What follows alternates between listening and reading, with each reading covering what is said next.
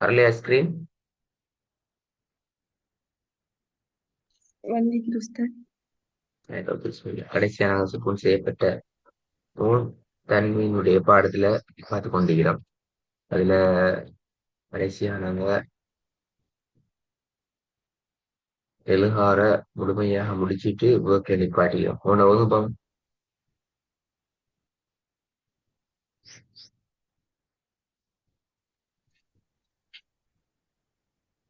ومن شر غاسق إذا وقب ரெண்டாவது கொஞ்சம் சவுண்டா வருங்க. ரெண்டாவது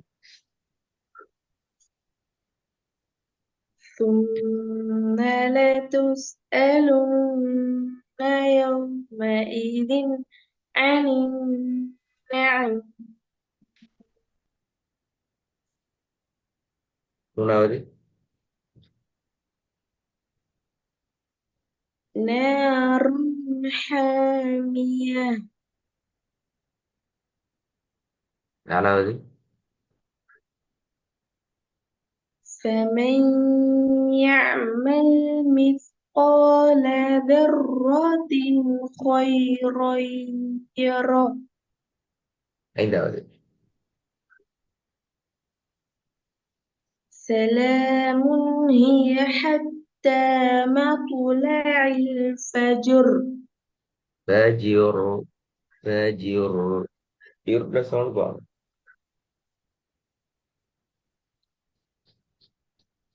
سلام هي حتى مطلع الفجر.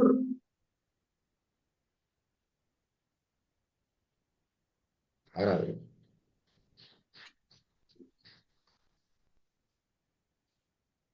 إلا الذين آمنوا وعملوا الصالحات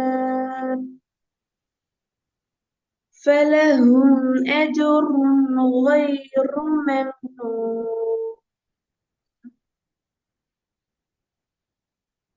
ஹாய். அடுத்த சட்டத்துல எஃபாட சட்டம்.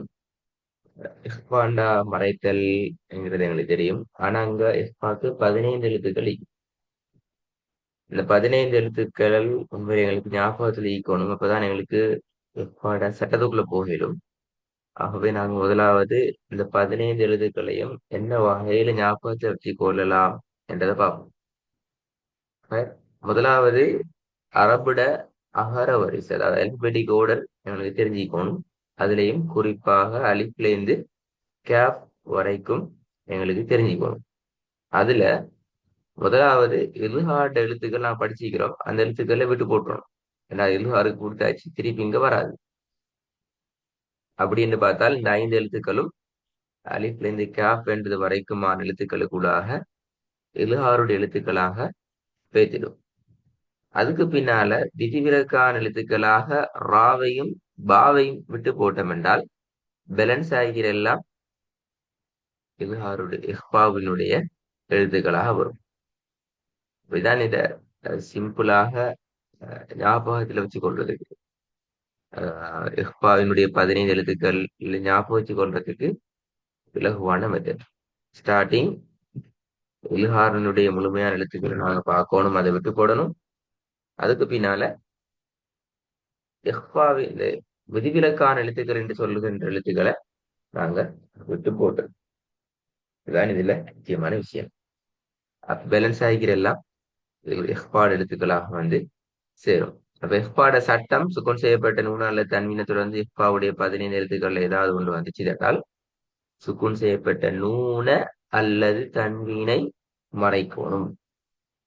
எப்படி மறைக்கணும் என்கிறது நான் பார்ப்போம். எதன் மூலமாக மறைக்கணும், எதனை மறைக்கணும், மறைக்கிறதும் அழிக்கிறதும் ஒன்றா என்று கேட்டால் உண்மையில மறைக்கப்பட வேண்டியது சுக்கூன் செய்யப்பட்ட நூனினுடைய இன் என்ற சவுண்ட். இப்ப தன்மீன் என்று சொன்னா தன்மீனையும் கடைசியாக உதாரணத்துக்கு பாவெடுத்தா பாக்கு தன்மீன் அடையாளம் இருந்தால் பன் என்று வரும். அப்ப அந்த இன் கடைசியா வர இன் என்ற சவுண்ட் தான் அந்த இடத்திலையும் மறைக்கப்பட வேண்டியது. மாற்றமாக முழுமையாக தன்மீனை விட்டு போட்டு ஓதுறதோ சுக்கூன் செய்யப்பட்ட இந்த நூனை விட்டு போட்டு ஓதுறதோ அல்ல, அது பிழை. மறைக்கப்பட வேண்டியதை நாங்க சரியா விளங்கிக்கணும். இது முதலாவது விஷயம். இரண்டாவது, அழிக்கிறதுங்கிறது சாரி, மறைக்கிறதுங்கிறது எதன் மூலமாக மறைக்கணும் என்றால் இஹ்ஃபாவினுடைய எழுத்தின் மூலமாகத்தான் மறைக்கணும். அதுக்கு முன்ன இஹ்ஃபா எழுத்து கொண்டு வருது, அந்த எழுத்தின் மூலமாகத்தான் நாங்க அதை மறைக்கணும்.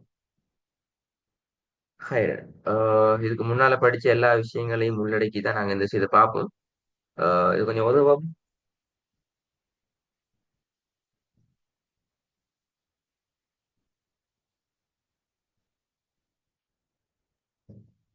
وما لأحد عنده من وَمَا لِأَحَدٍ தேர்ட் சவுண்ட் எடுத்துக்கோங்க. وما لأحد عنده من نعمة تجزى திருப்பி பாருங்க. وما لأحد عنده من نعمة تجزى ஹைர். இதுல உங்களுக்கு பார்க்க இயலும். ஐந்தஹு என்ற இடம். ஒமாலி அஹதின் ஆல்ரெடி நான் படிச்சுக்கிறோம். ஒரு சட்டத்தை எப்படி சட்டத்தை நாங்க சொல்லணும்ங்கிறத போட்டிக்கிறோம். ஐந்தஹுங்கிறது இப்ப நாங்க படிக்கிற சட்டம். எப்படி சட்டத்தை சொல்லணுங்கிறத பார்க்கலாம். எப்படி சுக்குன் செய்யப்பட்ட மூனை அடுத்து இஹ்பாவினுடைய எழுத்து என்னது இது دال பா دال வந்துள்ளது. பா வந்திருக்கிறதுனால நாங்க அந்த பாவின் மூலமாக சுக்குன் செய்யப்பட்ட நூனை மறைத்து உண்ணாவோட ஓதணும் என்று நாங்க இலகுவாக சொல்லலாம். இன்ஷால்லா உங்களுக்கு இதை ஒர்க்ல தாரேன். இதை நீங்க ப்ராக்டிஸ் பண்ணி ப்ரிப்பேர் வாங்க. நான் அதை பார்ப்போம் இன்ஷால்லா.